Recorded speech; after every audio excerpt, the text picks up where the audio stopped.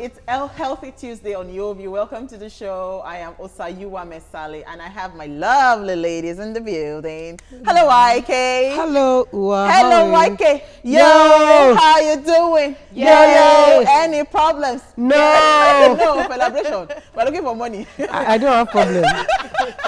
Whether I'm looking for money or not. You don't have problem. I don't have problem. I'm happy about that. YK, how you doing? I will not have problem by the grace of missed you. Our creator. You did? Yes, you missed me? Yes. I was on the show last week now. Yes, it's just once I saw you now. Oh. Yes, me too. YK is dissing us, so she has a new production, and you've just abandoned us. No, man, powerful people like that. But YK, how are you doing though? I'm not too bad, not too bad. Okay. Acting is actually difficult. Yeah. It is actually difficult.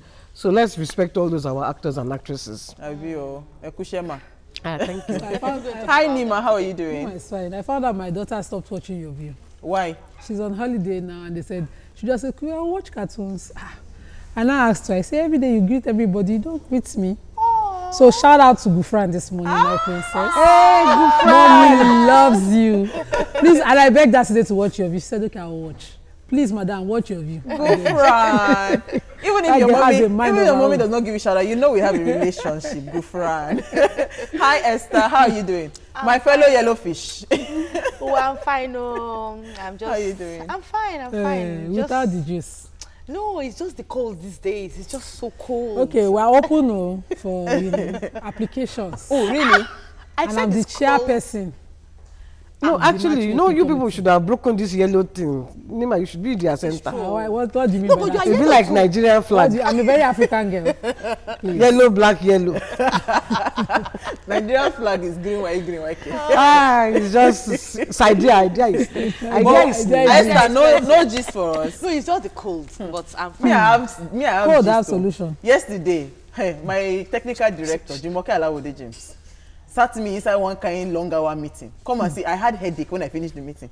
Asking different questions, and then, you know, she pays so much attention because for the competition that is coming up, the tournament, the board game tournament, we're trying to put finishing touches because very soon the advert will roll out, people will start applying and all that. And she was asking so many questions, but it was a very productive meeting, you know, very productive meeting. For you. I'm really excited that we hired her, or contracted her to be our technical director for the event. When are you contracting me? Ewo, I didn't know that one now. What's your own job? I just a broadcaster. Yes, I'm a broadcaster, but she's not doing broadcasting. Plenty things there. Oh, okay. Jack of all trades. You can use her voiceover for the advert. That's true. Yes. We can do that. So instead of Jack, we are yet to do the advert. The advert will start rolling on I could TVC even very come soon. for you for free. Oh, for fantastic, free. Okay. Fantastic. Okay. All right, we have a very beautiful show lined up for you today. Coming up, we'll review the front pages. Please stay with us. We'll be right back. Yeah.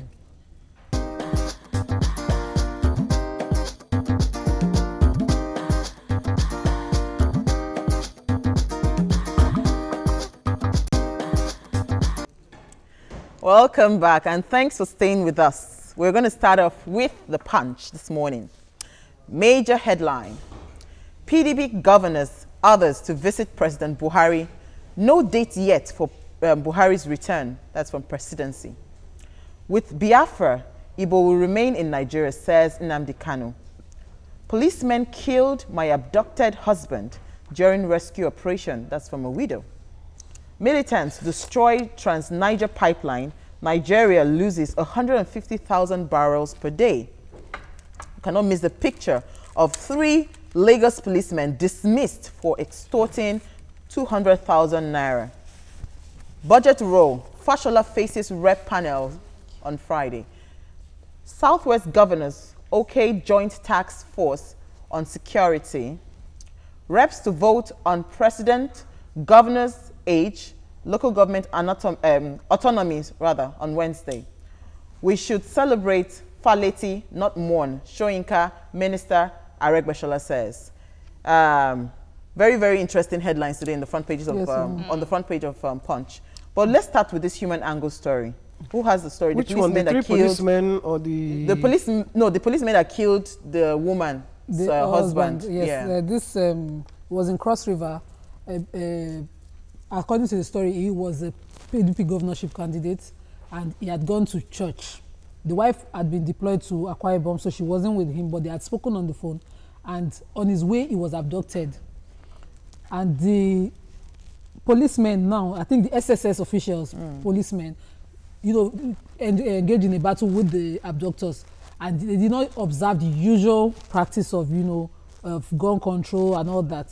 And in the course of that fracas between them and the abductors, they killed this poor man. Sugar. And you know, the way they now declared everybody in that vehicle, because he had died in the vehicle, everybody within the vehicle as armed robbers was very, very painful. I felt, you know, bitter on behalf of the wife. And you know, she then petitioned the proper authorities, insisting that a proper report be done by the police. I'm very sure that the IG, because, you know, he's been very proactive in terms of, you know, sanctioning policemen that are acting funny. Exactly. And, you know, that links us to the story of the three policemen. Because this one is very dear to my heart. Yeah. The reason it's dear to my heart, anyway, let me establish the story first. Okay. 3 policemen, the inspector, Okeluabi, don't worry about their names. An inspector, a sergeant, and an ordinary were in the Ikorodu area. They will just go and stay by the ATM. When you've withdrawn your money, they will arrest you, say you are Yahoo, drive you around, and then this guy actually petitioned.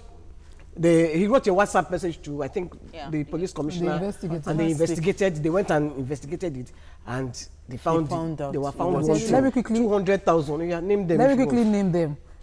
Inspector Okelue Nkemonye, Mr. Sergeant Brimo Sunday with first number, and their first numbers were mentioned, and Sergeant Yusuf Olukoga with his first number mentioned as well. Fantastic. I must say that I commend the Commissioner of Police in Lagos. Yes, fantastic. We've had all these kind of things in the past in Lagos without any conclusion, but with this particular commissioner, just last week we took one story, today we have another story in the Punch. The fact that they are mentioned, these people parade themselves in a and they are very popular. I beg. Why is very dear to my heart? We have an ATM near Shrine. They go and wait there for our customers. As our customers call, sometimes, you know, the POS is not working, so they will go to, they will arrest our customers. Do you know, they will arrest our customers and they will armed robbery, this, and you know, my manager called me yesterday complaining that we need ATM at the Shrine. The banks now, they are saying they are Tadima, please give us an ATM within the compound so that our customers don't have to go there. Wow, that's because I'm sure that I witnessed it when they arrested. I'm sure this will be a deterrent for this one, because if you also lay your own petition, I'm sure they will arrest. I want to know the number so that I'm going to petition it. Let's move on to the next paper. YK is really dear to your heart. No, it's very me. I understand. Let's move on to the next paper. The Nation. Major headline: Buhari not confined to a chair, says governor. PDP faults APC leaders, governors over handling of president's health. Survey: President scores 57% in job performance. NMPC loses 150,000 barrels to attack. Shoyinka others pay tribute to Faliti. OPC to IPOB chief: stop attacking Obasanjo, Tinubu. World Cup: Pele tips Nigeria to beat Cameroon. And finally, Yoruba better off during regional government, says governors. Okay, I cannot miss the picture of all the Southwest governors that had their meeting yesterday at Abeokuta. I would like to go with this Buhari not on a wheelchair, and that was coming from the Governor Rochas Okorocha. No, that was Nasarawa governor. Okay, Nasarawa, yes. Okorocha now said, that the governor, the president might be coming back in 2 weeks' time. We heard that in Punch. I want to say the presidency came out to say that we don't have a date yet, and Okorocha is given 2 weeks for him. It might. I think we should just stick with what the presidency is saying, because they are in better authority to give us, you know, the dates. And also, the Punch was saying that some PDP governors will be going to visit the president in London. I'm thinking that that is a lot of money that you're going to spend, because first of all, you are going to fly them down there. They are going to stay over to the next day. Why not just the best thing? Let the president speak to the people, because that way they know that he's doing fine. And if that they must have that delegation. See, people will always have their reservations about every situation. When I heard the delegation of PDP governors going to London, I was wondering, okay, who is going to sponsor this trip? On who's the it's the NSA. It's the NSA that is sponsored. It started with APC governors going yesterday. Abio. then it is only fair that The the PDP will go. should go because they are the opposition. My own is that this is not Ijiyaraba General Hospital that they are all visiting. It's London. They are going to London. And they are With staying our over to the money, next yes. day. It's not good. It's very There unfair.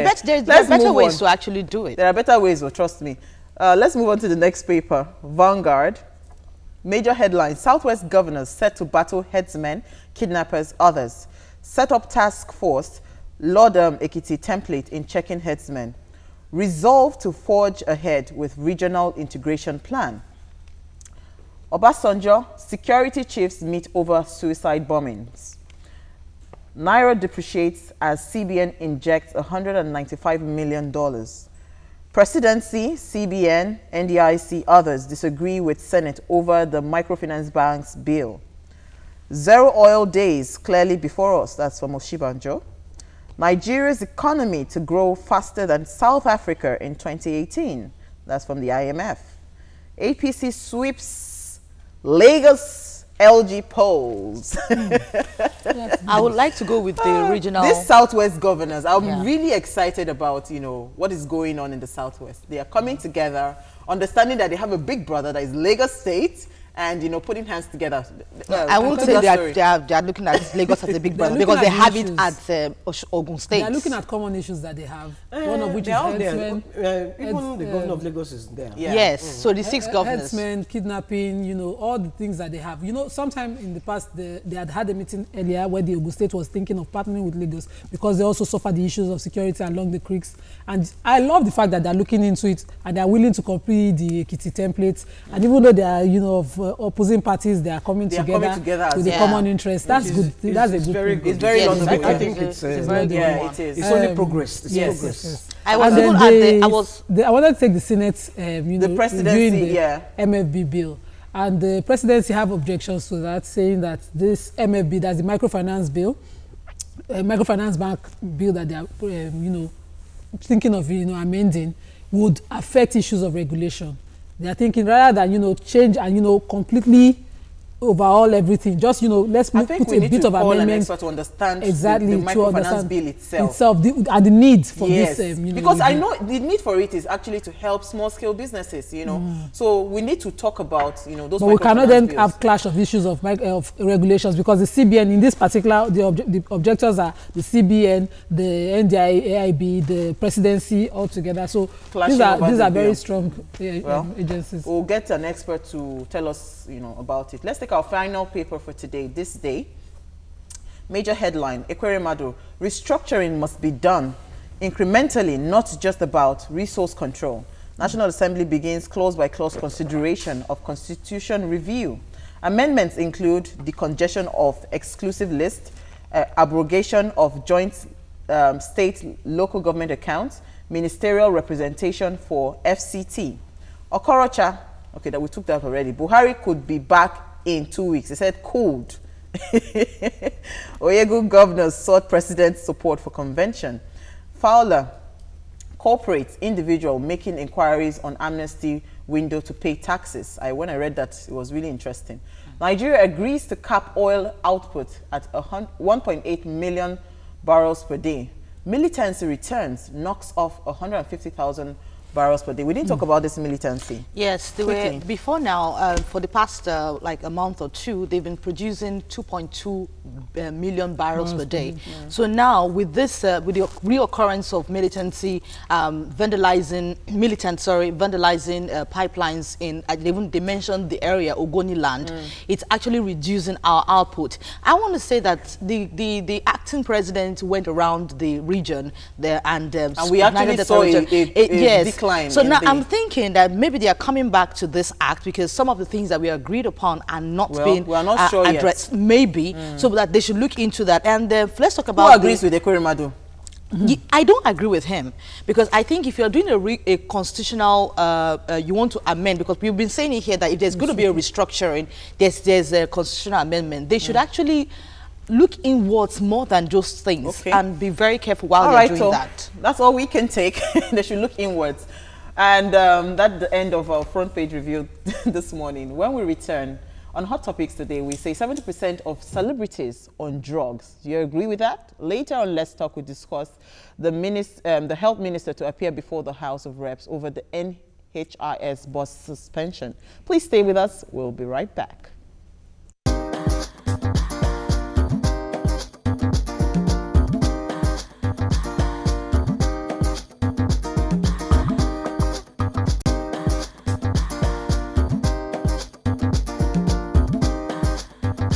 Stay tuned. Your View will be right back.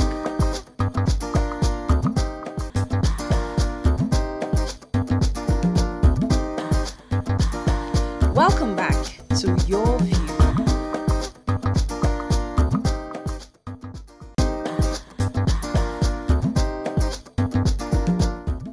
Thanks for staying with us. Veteran actor and TV host Okey Bakassi has raised concern over the alarming rate of drug abuse and its consumption in Nigeria.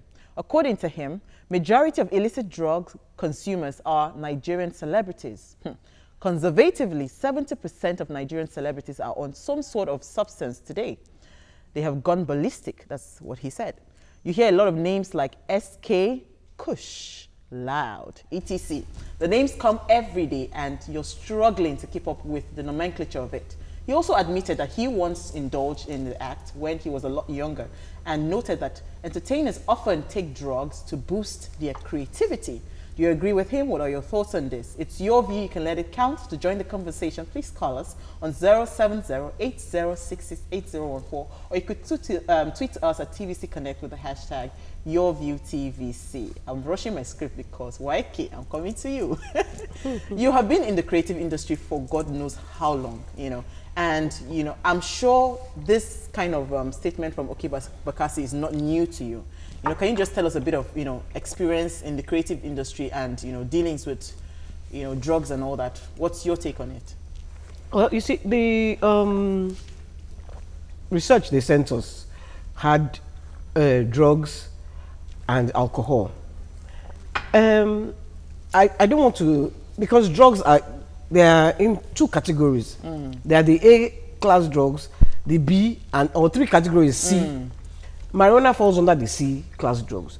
Cocaine, heroin, A. That's the dangerous ones. Those are the ones that when you start it like this, it's you and your God. And eventually you will either die or go mad, or, you know, so I'm not advocating for any drug. I think it's a misconception when artists think that they have to take drugs to enhance their creativity. It's just, it will just maybe for a few minutes, maybe an hour, then you will calm down. You will need to take it again. So that isn't the reason why they should, I think, take it. If they want to take it, it's for their own consumption. I totally disagree with the use of drugs. And then, because we had somebody here talk about marijuana recently, and he spoke about this Loud, SK. Now, these are very No, but Weke, some will disagree with you because, you know, I was in a place, right, and I had where some young guys were talking, and in their mind, they feel like Loud has been grown under a very controlled, you know, environment, so it is more refined, more purified. They do not see Loud as what's it called, as something harmful to their system. You know, is it not, I mean, misleading? Because a lot of people that are selling these drugs, they're giving these young people an idea that it is not as dangerous as possibly the marijuana you pick on the street. I think the mistake even is that they are not even realizing that all these Loud, SK, they are imported. They bring them in. They are not even grown locally under any controlled in Nigeria. They are imported, and I don't know. I don't grow it, so I will not know. But it's very sad. Well, it's very sad, the use of drugs. And when I read it, I don't even know what Loud is. I'm still trying to Google Loud and all the other names. But I would like a distinction to be made in because I read alcohol, I read every other thing added to the article, and I felt let's make a distinction on when somebody has low confidence and he needs drugs to boost his confidence to go on stage.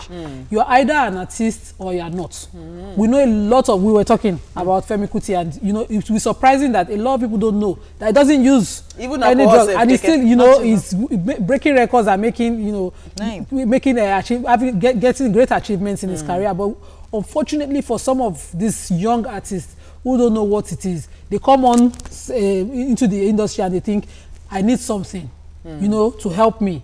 And before you know, you're getting into debt. We need to address the two issues. The use of, you know, whether recreationally you like to take alcohol, we need to address that separately from this particular issue of low confidence and moral boosting drugs that they supposedly use. I would want to talk to people that are already in the business and encouraging people that are coming, young entertainers coming into the business, to let them know that this should not be encouraged. Now, if a young person is starting the business and you are starting out with using drugs, you will stay on it. Let them take a cue from Whitney Houston, because these are things that you start today. It doesn't stay with you. You get to take it on and on and on. And where does your creativity eventually kills you? And where does your creativity stop? So and sometimes you even go overboard when you are on stage. Yeah, Whitney Houston was hard drugs. Yes. Cocaine, heroin, smack, crack, all these funny drugs that they take, and these drugs destroy. So if that is what they are taking, I beg them. Are you sure that YK, those kind of hard drugs are not already have not already infiltrated our own Nigerian celebrities? Yeah. I'm not sure. You know, I'm not sure it hasn't. But do you know that? I'm not sure it hasn't. The lifestyle of some of them suggests that, you know, they do these things, and that's why I wanted to land on the issue of their group or whatever group they are, because on Friday we had what's his name, Segun Arinze, and I talked about the Actors Guild.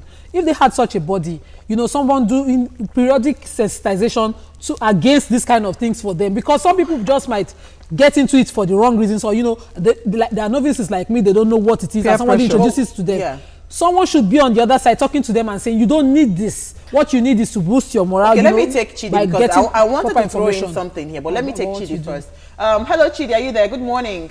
Yes, good morning. Thanks for joining us. Thank you very much. I quite appreciate your topic this morning. Thank you. The point is that even in secondary schools, children are now aware that they will take something to make out something, to create out something.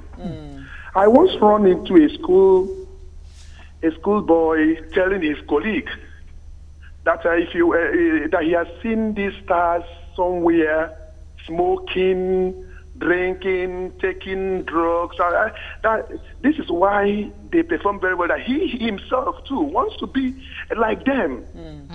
So what I'm trying to say is that we are aware that they are taking all these things, and it's not that they're just taking it, but people, the younger ones, are copying it from them, seeing them doing all those things.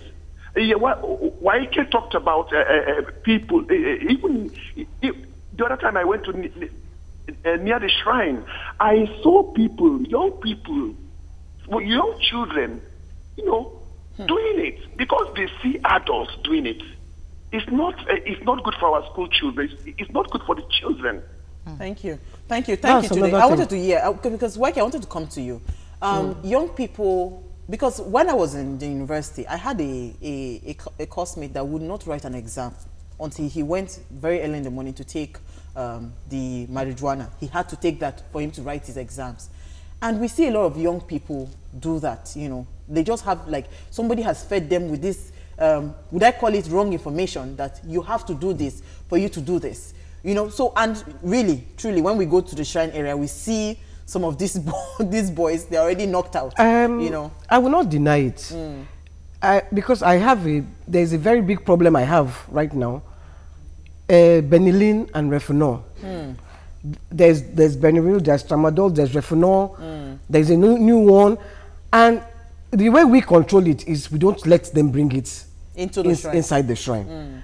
But I can't, the street doesn't belong to me. Yes. So what they're doing on the street, I can't stop.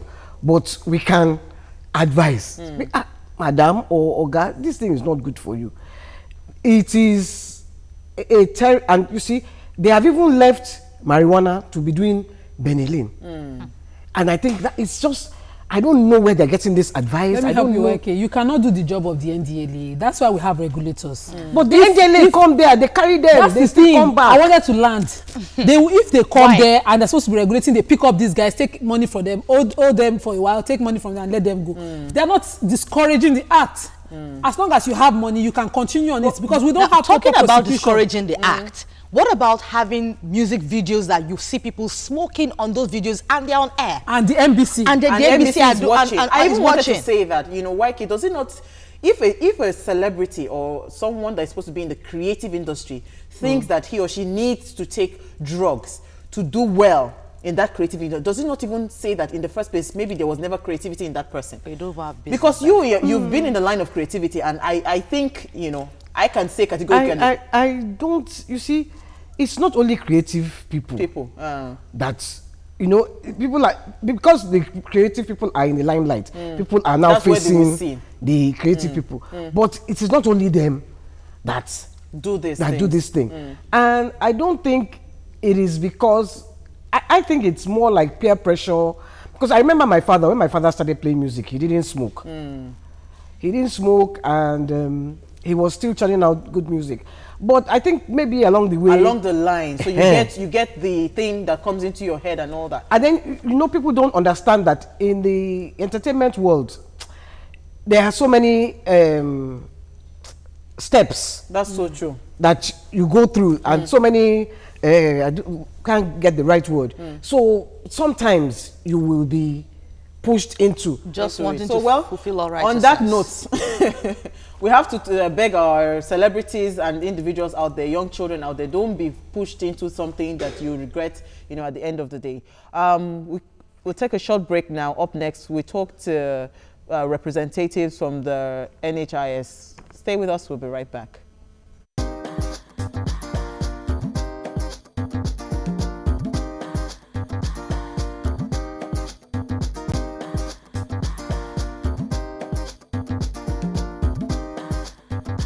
Stay tuned. Your View will be right back.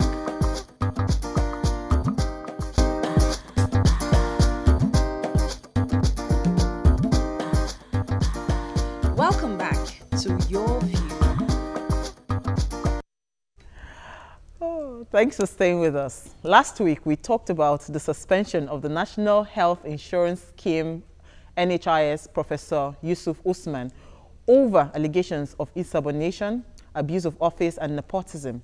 However, the Minister of Health, Professor Isaac Adewale, has been scheduled to appear before the House of Representatives on the 27th of July over his decision to suspend the Executive Secretary of the National Health Insurance Scheme.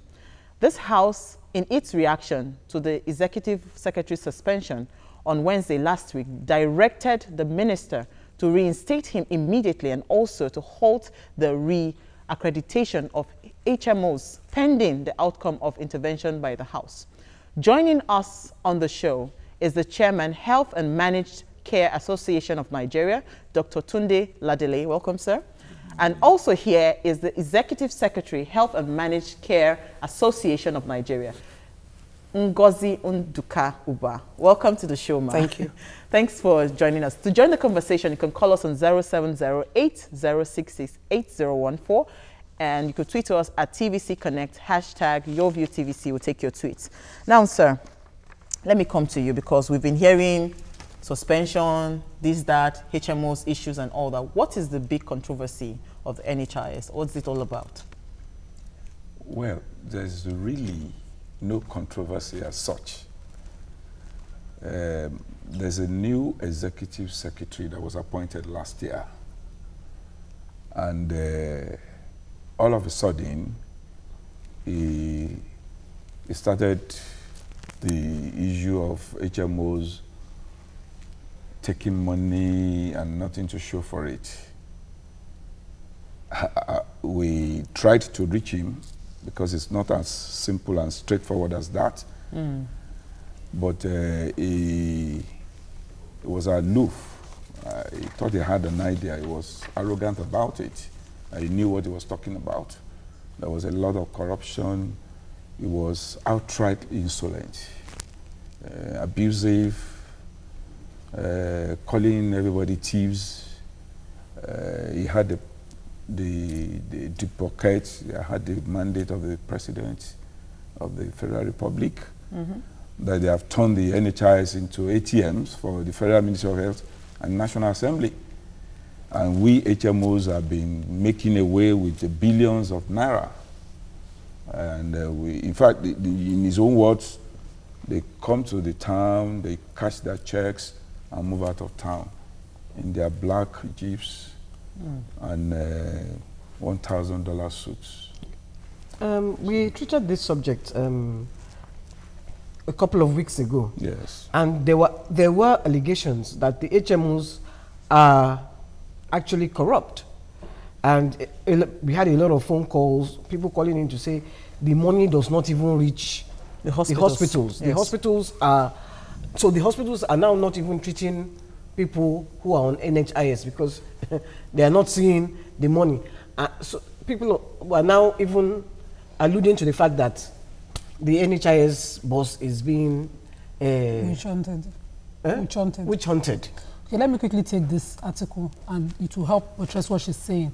In a study conducted by Philips Consulting, it was found that 50% of those who are on the HMOs plan rated the quality of care from the HMOs as the same as when health services were self-funded, and 21% indicated that the quality is much worse. In addition to the allegations of mismanagement leveled against the HMOs, reports have shown that some healthcare facilities have opted out of the NHIS, largely due to unrealistic capitation payments in the face of rising health costs, amongst others. So all this plus what she had said, because callers called on the show, buttressed the allegations against the HMOs as you know, being compromising in certain ways. What is your take on this? Because as you have said now, that you know the executive secretary was sort of insulting and rude.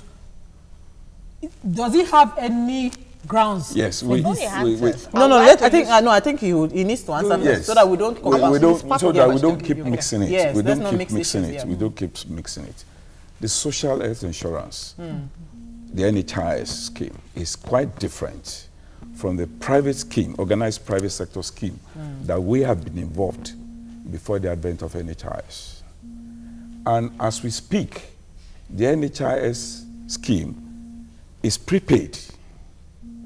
Prepaid, which means 15 days to the beginning of that month, the capitation should have been paid through the HMO to the providers. Well, this is July what? Today is July 25th. Nothing has been paid from the NHIS. So this money should have been paid from the 15th of June. You can, as I speak now, that money has not been paid. You mean July? The July, the month of July. For the month of July, when August should have been paid. So that is the situation since he came in. Okay. We took him to court over that. So without prejudice, I'm just explaining I was that. trying That's to one. understand. Two, Okay. the issue of people collecting money, the HMO collecting money and not paying providers. It's so simple. Before HMO can collect any money, you have to provide what they call APG, advanced payment guarantees, from an insurance company licensed and approved by the NHIS. So in other words, this money I'm taking, in case there's anything, there's a guarantee for it. Esther. And that money, about 70% of it immediately goes to the provider. Okay. If there's any delay of any sort, it's a regulator. The books are there. If you have that in place, that Yes. kind of procedure, Yes. why is it that you go to the hospital and your doctors will beg you, if you want a proper care, please can you set aside your HMO and pay for these services and we are going to take care of you. And if you insist that no, I should use my HMO package, they treat you less than they will treat a usual These customer. are complaints from the provider. These are the consumers having this issue. Let me quickly address that. From the acts and the regulation, the enrollee has the right to choose your hospital. If you decide to choose a popular hospital for class, now, I don't want to mention names, but this is the hospital I'm attending. And a lot of people feel that way. And about 50,000 enrollees. Of course, you are going to line up there. You are likely going to be in the sun.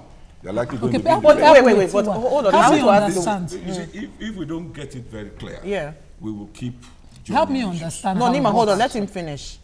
What you need to do, the enrollee is the king. You can change your hospital anytime. But does it? We frown at it. You need to escalate it. You see, the 100, if probably during the course of this interview, maybe somebody will call and say, "Oh, I've been so hospital." We frown at it. Let me come to Madam Ngozi Unduka. How effective would you say that these HMOs have been? Because we are the consumers. We are the ones that face these hospitals every day. We are the ones that go to the hospital and we tell them that we want to be treated under our HMO and they give us stories. So how would you say the HMOs have been effective? Thank you. I am a consumer too. Okay. We all are, because we are human beings. If we are not patients today, we're going to be patients tomorrow sometime. Somebody close to us will become a patient somehow. I had a preterm baby, and I didn't have health insurance at that time. And I had to pay out of my nose. We borrowed money. People had to make contributions because I had the baby in one of these high hospitals. So I know the difference between having health insurance and not having health insurance. Now I am under health insurance. Myself, my husband, and my 2 children. When they fall sick, it doesn't matter whether I have money in my pocket or not. I go to the hospital. And like my chairman said, I have a right. If you don't treat me right in your hospital, I move. What if that is the only hospital that is available in that vicinity that that you feel comfortable to be treated in? You know what? You hold that thought. We'll go on a quick break. When we come back, we'll continue on this discussion. Please stay with us. We'll be right back.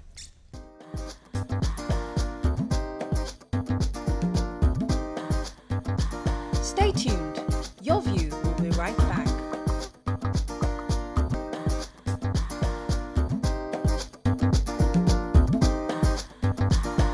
Welcome back to Your View. Thanks for staying with us. Okay, so we're talking during the break, and YK, you wanted to mention something.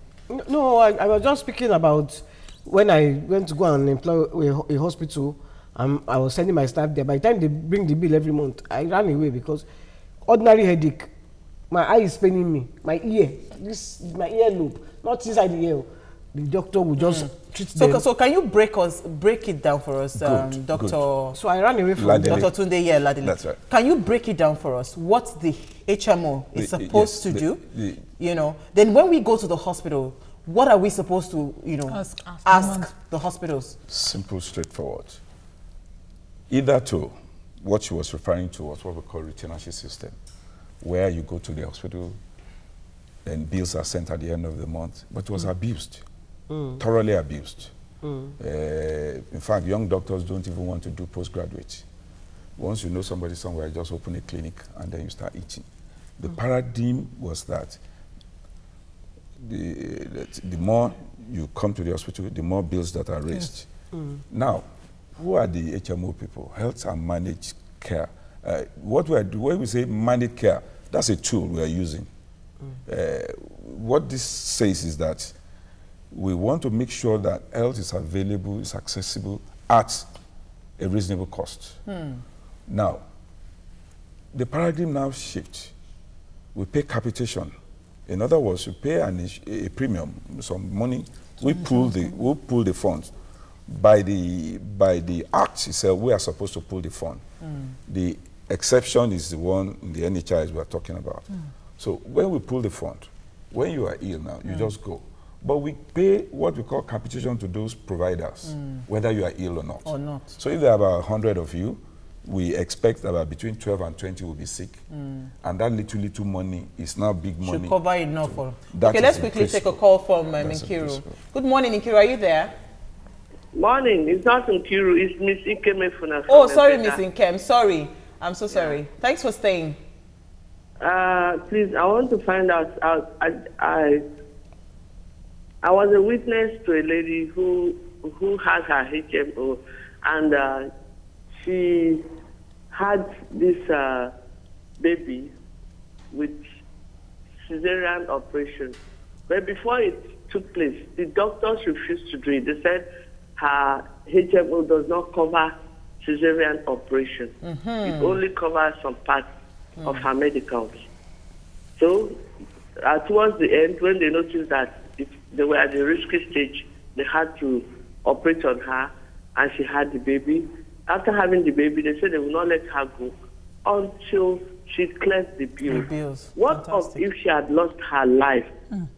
Because that's the only hospital very close to her. Because Nkem raised a very important point on what the HMO covers, yeah? Nkem's points now, because from what you're saying now, we are clearly seeing that the capitation probably is not enough for the service provider. No, I've not said that. That's what I'm hearing. Yeah. Because now for the service providers to say, you say you pay them capitation, whether or not to cover a certain number of primary people. care. Let's assume. Primary care alone. So what's the definition of primary care? Primary care. So we have a few minutes to run. That's right. Well, if you say that, you're already making diagnosis. Primary care is when admissions are not into it. Involved. And then simple tests. Clinics. Not top X-ray or CT scan. But wait, because there are some, there are some HMOs that have premium. They tell you this, you are under the platinum, you know, and you're paying so much money, and yet there are certain immunizations for your babies. They will tell you no, that it's not covered. What exactly is this HMO for them? There's really no HMO that are really going to engage without an agreement. Okay. And you need to read through. Okay. No fine prints. Okay. So for anyone now to tell you at the end of the day that it's not covered, no, I don't. So what would you tell our viewers out there, because there are co-payments. Okay. Even in the NHI itself, you need to meet up with 10% of the drug fees. Yes. Okay. And in some cases 25% of the major surgeries. Yes. So that you don't think it's free and abuse it. Yes. Okay, fantastic. So thank you. Can I take some tweets, yes. please. Tunde Daudu says the suspended person was a speaker for We the Voiceless. NHIS is truly a scam. We all know, we are all testimonies. Ade Miroju says, I have been using HMOs for almost 10 years and it has worked for me. Just choose your hospitals wisely. Okay. FB says the National Orientation Agency has offices all over. They should enlighten the public on the rules of HMOs. Okay. So FBI is also saying that there's a lot of public education that the NHIS need to carry out. Many of us are not aware of the rules of the HMOs, but thankfully Thank you very much. So what you are saying in conclusion is that for every consumer, which is us, once you have an HMO, read through the agreement and the terms and what your HMO covers, so that when you go to the hospitals, you're able to demand better services. Is that in a nutshell? It, yes. So and you can escalate it, but do we need to reach you guys if at all there's any issue? Why not? Fantastic. Why not? Thank you so much, Ngozi Nduka Obi, and thank you, Dr. Oladele Tunde. Thank you for coming. That's all we can take, and do have a lovely day. See you. Bye-bye. The sets are no longer there, so maybe again,